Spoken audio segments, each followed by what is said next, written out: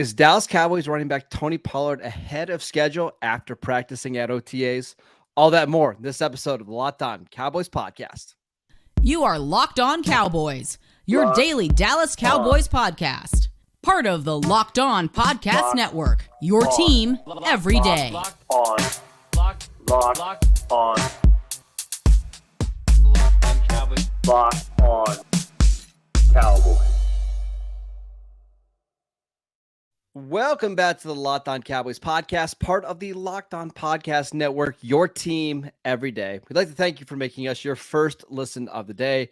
I am your host, Marcus Mosher. You can follow me on Twitter at Marcus_Mosher. Joining me today, as always, is Landon McCool. You can check him out on Twitter at McCoolBCB. Landon, we had our first open to the public OTAs. How you doing today, sir? I'm doing great. We get to talk about more than hypothetical football, which is fantastic. Guys out on fields, maybe they're not wearing pads, maybe they're not wearing helmets, maybe they are though. But mostly they're doing organized team activities, which is more than what we could say about last week. So I'm excited. The good news is we have some notes to share with you. Yeah. First up, let's do some health updates. Tony Pollard on the field going through walkthroughs with the Dallas Cowboys. Now, again, remember, this is not contact. It's not a lot of live speed stuff. It's not even really half speed stuff, but it was encouraging to see Tony Pollard out on the practice field on Thursday. Yeah, it sounds like he did some individual stuff and then he even did some team stuff a little bit. They had him out there running some routes and catching a screen, which is, I mean, that alone is a note worth bringing up. Well, they ran a screen. They ran a screen, yeah. So, yeah, it sounds like, that was a little bit surprising, maybe even a little bit ahead of what some folks expected as far as getting out there. Now, look, I mean, obviously, like you mentioned, it's not full speed, it's not contact, but no one was doing any of that stuff. So the fact that he's out there is something. It's better than him being a non-participant, which kind of was what I was expecting. Yeah, I mean, it's great because we still have 2 months until training camp, right? Yeah. So the fact that he's even out there at all is really encouraging. I also saw a note from Todd Archer yesterday that he had it's called the tightrope procedure, which is basically this ankle procedure, which doesn't put pins into the foot, like after you fracture your foot. So there's no second surgery that needs to go in and remove the screws, which helps with the timeline. So, I mean, at this point, I would be shocked if he's not ready for training camp. And I think it's pretty reasonable to expect that he's going to be at 100% or close to 100% by the time we get to week 1. Yeah, I still think we're going to see a healthy dose of these down roster running backs. Oh yeah, Malik Davis and Rojo and Lipke and obviously Vaughn as well. So we're going to see a lot of those guys during the preseason because they're going to want to find out. A, they're going to want to find out what they got in these down roster guys. They know what Pollard is. And B, obviously they're not going to push Pollard any more than he needs to be done. He doesn't need to play any preseason games and all that stuff. So just like timeline wise, like you said, 2 months out from the start of training camp, you got to feel pretty good about the Pollard's availability. All right, next one. Let's do Terence Steele, who was on the field with a practice jersey, wearing cleats. Again, not doing a ton, but just the fact that he's there on the field indicates that he's probably not too far away. Yeah, again, wearing cleats, I understand it's there are levels to this, and we have gotten into the tea leaf reading of this sort of thing for a while. But the fact that he's out there, he's in cleats, meaning regular shoes, that to me seems like that he's well on his way. Working with the bands and the ropes, right? Yep. And as we've talked about before, working in the bands usually is a good indication of where you are in your recovery. That's how we knew that Gallup would be coming back sooner than later.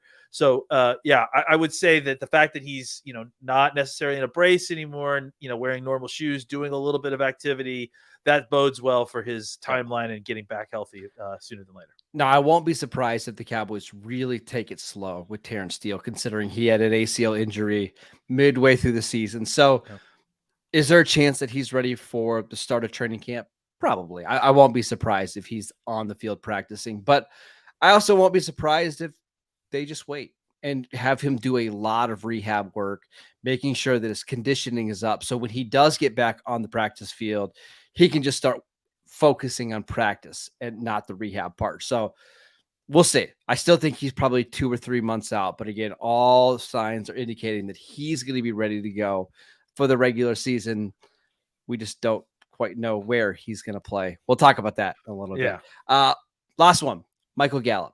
A full year moved from the ACL injury.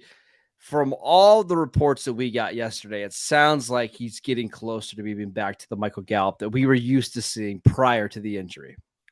Yeah, it felt like we were getting several reports going out of their way to mention about how different Michael Gallup looked. Yeah. Springy was the word that kept on getting thrown around, and I think that's actually a word he used to describe himself. So, it's incredibly encouraging, obviously, to get the entire offseason to kind of continue to work through and get stronger, work with Dak to kind of regain that chemistry a little bit at the Dak yard and all that. So, I think that's all extremely encouraging for what we've talked about and his kind of return to form from his injury almost a year and a half ago. I do think these OTAs are really important for Michael Gallup because not only just to get in rhythm with Dak and get back into flow of offense, but just to start building some confidence in your knee that, hey, I can jump up and land on one foot and be fine, right? And I can take a little bit of contact and go to the ground and be fine. This is where you build that confidence. So when we get to the regular season, there's no thinking twice about, okay, am I going to hurt my knee again if I cut this way?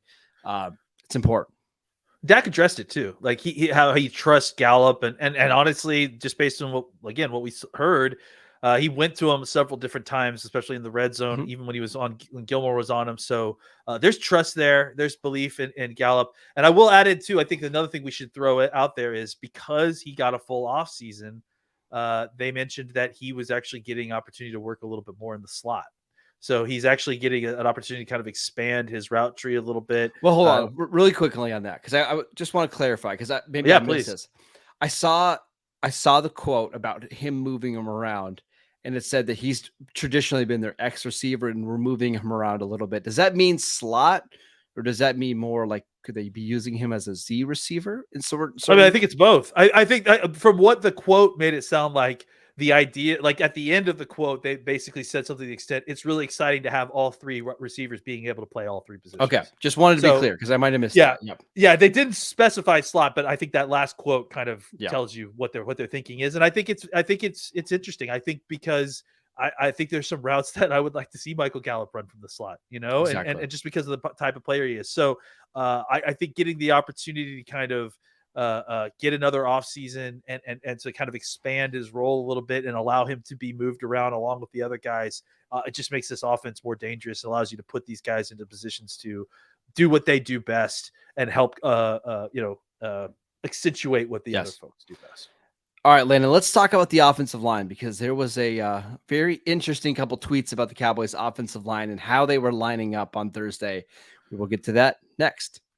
This episode is brought to you by Bilt Bar. Are you looking for a delicious snack but don't want all of the sugar and the calories?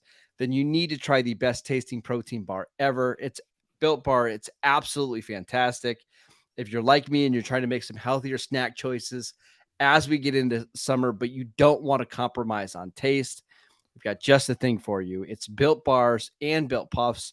Bilt Bars are healthy and they taste amazing. Seriously, they taste so good that you're not even going to know that they're healthy. You've got to try them. What makes them so good? Well, for starters, they're covered in 100% real dark chocolate. That's right, real dark chocolate. And they come in so many unbelievably great flavors like churro, peanut butter brownie, and cookies and cream. Not sure how Bilt does it, but they only have 130 calories, 4 grams of sugar, but a whopping 17 grams of protein. And now you don't even have to wait to get a box. You can still go to Bilt.com, order your specialty bars over there. But now you can run into your local Walmart and pick up a 4-bar box of the cookies and cream, the double chocolate, or the coconut puff. Or if you happen to live close to a Sam's Club, run in and grab a 13-bar box with some of the hit flavors, including brownie batter puff or churro puff, and you can thank us later. We want to thank you for making Locked On Cowboys your first listen of the day. Every dayers, on Monday's show, we're going to review some OTA notes from the defensive side of the ball, so make sure you guys tune in for that. Landon, let's talk about the Cowboys offensive line, because no Zach Martin just wasn't present at practice. Remember, this is voluntary. The guys do not have to be there. But the lineup that we saw was Tyler Smith at left tackle, Matt Farniak at left guard, Tyler Biadasz at center. I believe it was Josh Ball at right guard, and then Tyron Smith at right tackle. We got a couple quotes and tweets. One from our guy Michael Gelkin, who said it would be quite a surprise if Tyron Smith wasn't the starting right tackle to open up the year. What are your thoughts on the Cowboys' offensive line combination at practice? Well, I now hearing that quote again. At the time when I heard it, I said that seems extremely premature. To kind of make a proclamation that it would be surprising that the guy who started all of last season, the season before that at right tackle, would not be the starting right tackle to come this year. I understand who Tyron Smith is, clearly. Yeah. I wonder now, just in this moment, as I heard you say that quote to me, I'm wondering now if this isn't a sneaky, maybe Steele isn't quite as far along as we think he is comment. Because it doesn't make sense to me if Steele is healthy and available for week 1. I'm just going to say this. I don't think it makes sense to me if Steele is healthy that he isn't the starter at right tackle over anybody. Yeah, like because the way there's no doubt that Steele was a better right tackle last year than Tyron. And it was just understandable, right? Like Steele's been playing that position for multiple years. Tyron was coming back from an injury and switching positions, right? I think the Cowboys have put themselves in a difficult political situation. And I don't obviously mean politics political, but like it's a political situation in the sense that they brought Tyron back. I don't know if they necessarily want him or need him to be the starter, and I think that's where the issue is that no one wants to say this out loud, but the best scenario that may make everyone happy except for Tyron Smith might be to find a starter at left guard, keep Tyler Smith at left tackle, keep Terence Steele at right tackle, and have Tyron Smith be your swing tackle. Okay, you're not wrong, but I can guarantee you when Tyron Smith signed his rework contract, because remember, a lot of it's based on playing time, right? And number of snaps played, that he was guaranteed a starting job, right? I would not be surprised by that. Absolutely. But I also think that there is a very strong, conflict going on right now about that because, I agree. I agree that that's probably what happened. And I agree that that's what they want to do. But I also think that there's going to be a problem down the road because I just have a hard time believing that healthy now, that Terence Steele isn't at least tie for where Tyron Smith is, and Ty should go to the younger player as far as I'm concerned. Like, let me ask you this. On the Cowboys offensive line, what do you think is the number one priority for the front office and the coaching staff this season? Sorry, let me just remove that. This season and beyond, what's the number one priority on the offensive line? On the offensive line, I think for them, honestly, it's developing Tyler Smith as left tackle. I agree with you, right? So if that's priority number one, right, then you just forget about that. Now we're talking about right tackle, right?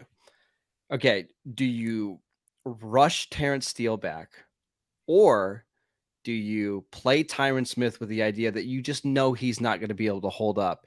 And if he does, you're still getting really good right tackle play. Yeah, I mean, you're not getting the run part of it, right? You're not getting a dominant run player anymore. But there is some appeal of having Zach Martin and Tyron Smith on your right side. Absolutely. I mean, look, I'm not going to be furious about it. I just wonder if it isn't a mistake, because look, I mean, first of all, Terence Steele should be your long-term solution at right tackle. I think Tyron Smith is, I don't actually know. Let's put it that way. I don't know. We're just guessing. We're all guessing. But Tyron Smith, with a year of practicing at right tackle, maybe he's better than Terence Steele. Maybe. I don't know. That wouldn't surprise me, honestly. That wouldn't be shocking. I mean, Tyron Smith is a Hall of Famer. We talked about it. Well, I think he's still a very good player. We should also mention this is one of the few off seasons where Tyron Smith isn't coming off a major surgery, right? Like he was healthy by the end of the year. And the fact that he's practicing in a May OTA suggests that maybe this is as healthy as he's been in a while. Yeah, that's legitimate point. And I think the thing that we're all struggling with the most, I think, at least I am, and other folks I know that like really focus on offensive line, is that, I mean, was Terence Steele your best offensive lineman last year? Like, as a run blocker, yes. That's a legitimate question, right? Like, I think Zach Martin is obviously Zach Martin, but I mean, I think there were points when Terence Steele was every bit as good as Zach Martin at right tackle as Martin was at guard. Well, so the other thing replacing that really him with Tyron Smith is tough, man. It's just tough to kind of wrap your brain around. The other thing that really complicates this is, I mean, obviously Tyron is on a rework deal where he gets paid basically $1 million for every game that he's active. Like it's basically essentially what it is. Terence Steele is playing on the final year of his deal, which is basically just a second round tender, which paid him a couple million. That's it. Yeah.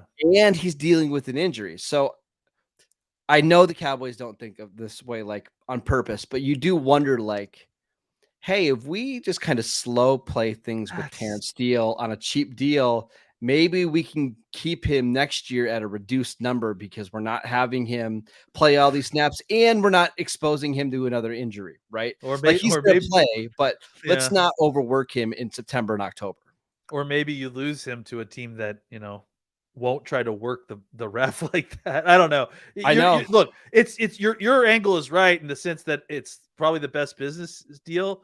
But what I'm actually worried about is all of this potentially being the kind of impetus for Terence Steele to walk out the door. And then suddenly us being a year from now, being in a situation where we had 3 tackles and now we only have 1. Yeah. Yeah. So that's where my concern is.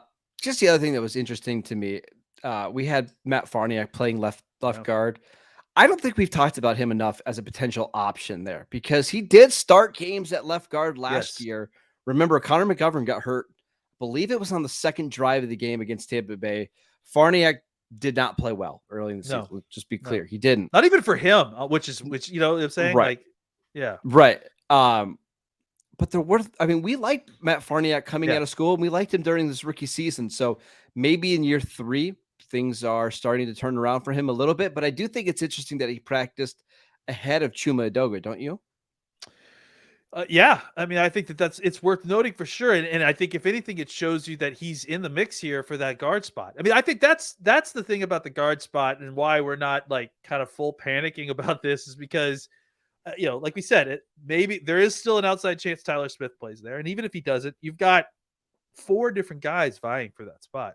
All you need is one of them to kind of show up, and I think, right? Yeah, and I think Farniak is a guy that, like we liked a lot. We think he has a lot of tools. He's had some time to develop. Now he's actually had some snaps in the NFL that he can use. We talked about the value of getting to be on the field so you can watch yourself on tape and then making improvements in the offseason.